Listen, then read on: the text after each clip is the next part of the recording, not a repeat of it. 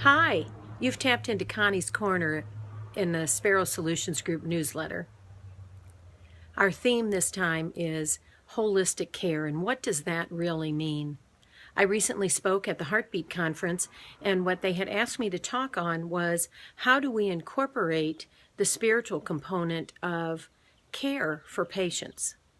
It may interest you to know, as it did most of those in the class, because very few in the class were aware of what the Joint Commission says about the spiritual care of a patient. In fact, only 2 in the group even knew that the Joint Commission said anything. Some of you listening may not be aware of who the Joint Commission is, but they're a group that accredits hospitals.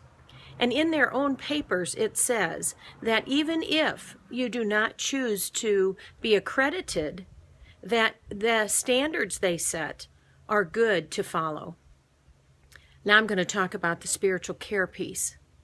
So when it comes to the Joint Commission, one of the highest standards that medical professions can reach, it states that it is a requirement to do a spiritual assessment. We know that you're in the perfect place to do just that. So as we think about, well, how can I get that done? How do you do an assessment?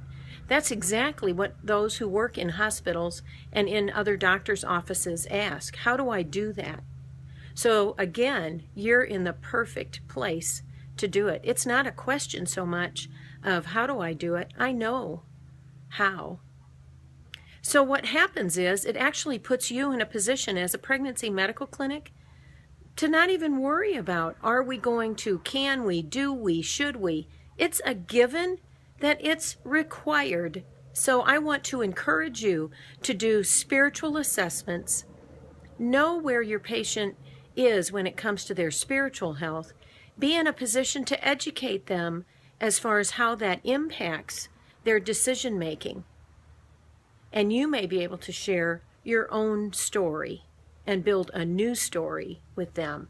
So with that, I'm going to say bye, and I'll see you next time at Connie's Corner.